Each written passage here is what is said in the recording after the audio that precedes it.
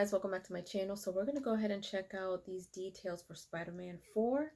We're going to see what they have in store as far as the full plot and villains and Avengers cameos. Let's go ahead and take a look and see what's going on.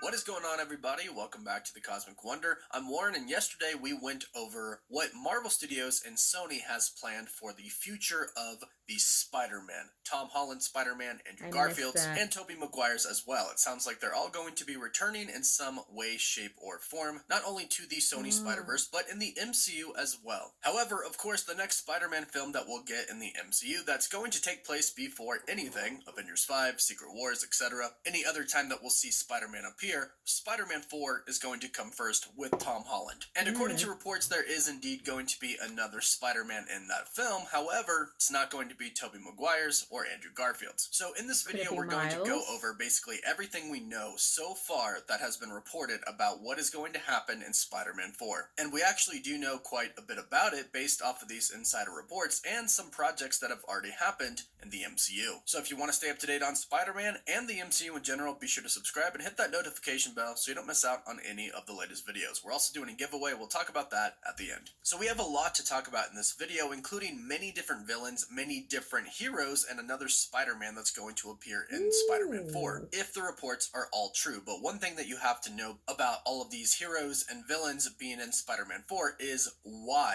they're going to be in Spider-Man 4 and how. And it actually all starts with the Echo post-credit scene with Kingpin. Now, if you haven't seen it, it's really not that much of a spoiler. All it shows is Kingpin noticing the news in his private plane. He just told his assistant that he wants to meet with the heads of his other crime organizations that work below him, and he notices how the news is talking about people running for the mayor of New York City, and how basically the people who are currently running, the people don't really want, and the people really want a fighter, somebody who can rough it out, take some punches, throw some punches, and Kingpin gets the idea that he could run for mayor. In Daredevil Born Again, we're going to basically see this happen, and then in Spider-Man 4, Kingpin will be the mayor of New York City. And this is where the villains come in. You might have heard reports and rumors about a lot of different villains coming in Spider-Man 4. And while all probably aren't true, I'm actually thinking that a lot of them are, because Kingpin is going to hire a lot of people to do the bad things that he used to be able to do when he was simply just a crime boss. Now he's the mayor of New York City. He can't really get his hands that dirty anymore, at least not on the surface. He can't have people knowing what he's doing. Therefore, he outsources it. He hires people to do it for him. And that's why some people have even said it feels like we might be getting somewhat of a Sinister Six movie with Spider-Man 4, because Kingpin is going to have a lot of other villains with him. Now, keep in mind, Kingpin is going to be built up to be sort of the big bad of the street level side of the MCU. So Kingpin might not even be the main villain of Spider-Man 4. He will be in it. He will be a main villain of the film, but perhaps not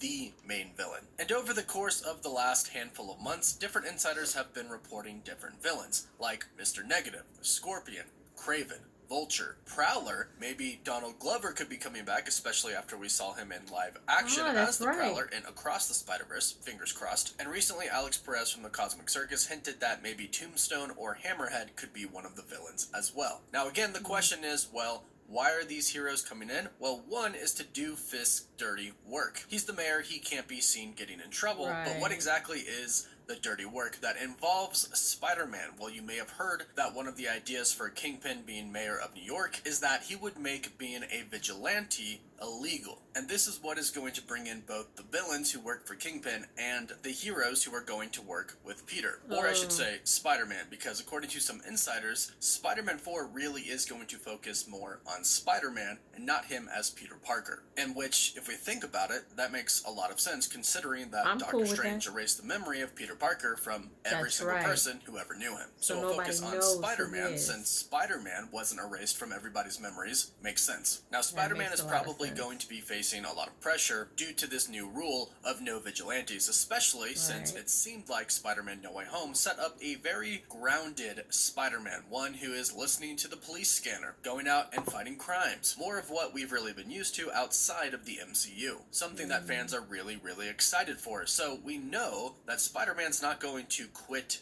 being Spider-Man just because a new mayor, who's known to be a former mob boss, says that vigilantism is illegal. And this is where two other heroes are seemingly going to enter the movie that are reported to be in the movie. These heroes are Daredevil and Ant-Man. Now, Daredevil makes perfect sense, especially because Matt Murdock, the lawyer, is Daredevil, a vigilante who wears a mask. That makes Nobody sense. knows who he actually But is. Ant-Man? Very similar to Spider-Man, and that's probably Kingpin's main thing. He doesn't want a masked vigilante out there. He wants to know who these people are. That way, if they do something that he doesn't like, he can find them and kind of teach them a lesson. Enter Ant-Man, somebody on the opposite side of Spider-Man and Daredevil. People know who Scott Lang is. People know Ant-Man is Scott Lang. Scott Lang is Ant-Man. His identity is known. The fact that he is a hero is known. In fact, as we saw in Ant-Man and the Wasp: Quantumania, many people know him, praise him, and thank him for not only defending Earth, but half of the universe during Avengers Endgame. Same thing that goes for the Wasp. Everybody knows who she is. And now, maybe even his daughter. Because we know that a young Avengers team is being assembled right now, thanks to the post-credit scene of the Marvels. So given our two superheroes that are going to be joining Spider-Man, I also want to add that it doesn't seem like they're really joining him as a mentor. That is something that a lot of people weren't really excited about. They seem to want to have Peter Parker on their own. He's kind of had somebody looking over him or babysitting him, as some people say, in all of his films so far. First it was Tony Stark, then it was Happy and Nick Fury, who was actually Talos. Then it was Aunt May, Happy, and the other two Spider-Men. Now that nobody knows who Peter Parker is, people were looking forward to Peter being on his own, and it looks like he is still kind of going to be on his own, and Daredevil and Ant-Man are going to serve pretty specific purposes. And the way that I think it's going to happen is Daredevil is probably going to be on the side of Mayor Kingpin is wrong and we should continue being vigilantes, whereas Ant-Man, who again, his identity is known, might be on the other side. Not because the mayor said so, but more about protecting those that you love. Although at this point in time, Peter Parker doesn't really have anybody. Or heck, maybe they'll both be on the side of telling him to continue to be Spider-Man, because after all, Scott Lang is a rule breaker. But again, being a father, being in a relationship, and having a family now, with the grandparents there and everything, can drastically change how somebody thinks. So perhaps Ant-Man is on one side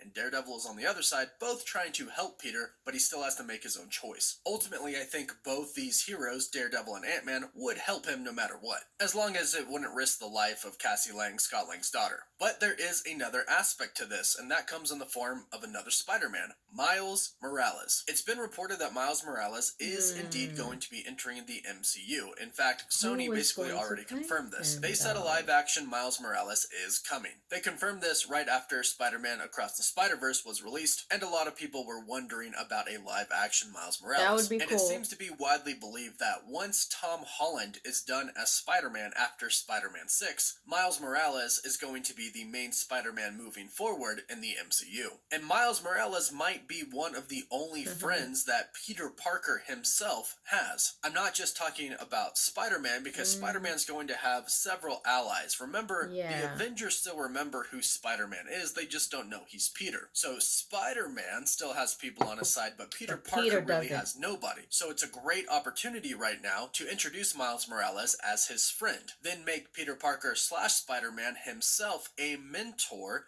to Miles Morales, because we know that is going to happen. So instead of him having a mentor, he becomes the mentor to a young Miles Morales. Something else that could potentially come from Spider-Man sticking up to Kingpin is the fact that he could gather other heroes to his side, and some of those heroes could be some of the Defenders. We know the Punisher is returning in Daredevil Born Again. There's been reports that Jessica Jones was supposed to return, but due to scheduling conflicts, she could not, unfortunately. But since she was supposed to, that means that she probably will at some point in time. And who knows, maybe some of the other ones could return as well. But perhaps they get on Spider-Man's side. Perhaps this becomes kind of a full-on war against Kingpin, and Kingpin, with all of these people that he's hired, all of these different villains, go up against Spider-Man and some of the Defenders and some of the Avengers. We have heard recently that Marvel's kind of doing some mini Avengers films before we get the actual Avengers films. Like World War Hulk is supposed to be kind of a mini Avengers ensemble film, so is Captain America Brave New World. revealed there's supposed to be some members of the new Avengers in that film. The same thing goes for Spider-Man 4. It's kind of like the street level Avengers team here, which is just insanely cool to think about. And the last thing I'll say is I know a lot of people have been asking about MJ and Ned. Well, we know that Zendaya is on board for this film, so MJ is going to be in the movie. Now, she doesn't remember who Peter Parker is, of course, and we saw that at the end of No Way Home. And I kind of hope they don't make her realize who he is, at least not right away. Yet, because I think there's a lot of story to tell here, but also we've gotten reports that perhaps Black Cat could show up and Gwen Stacy, which I think would just be insanely cool and would add a lot of depth to the story of Spider-Man in the MCU. So Spider-Man 4 has a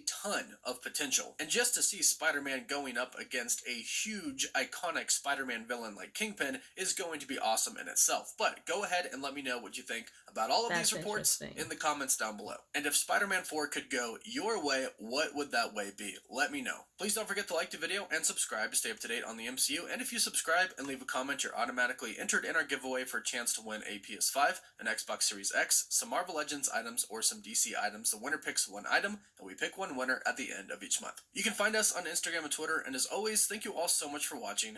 Woof woof. That'd be kind of cool. I like the idea of MJ not knowing right away who Peter Parker is, because it would be interesting to get his ex back, Black Cat, and to kind of see, like he said, it would give it a little depth, maybe a little something between them, like a little back and forth, a little history, it'd be kind of cool. But I think this sounds like it would be a great way to introduce Miles Morales, and in turn eventually having possibly a Miles Morales movie. But I'm definitely for it. I think this is going to just open up so much more. So I like the idea, I like the details. I'm down.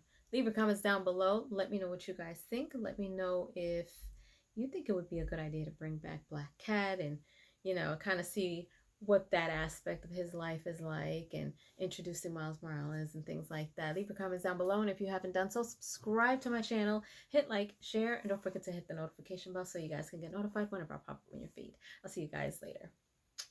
Toodles!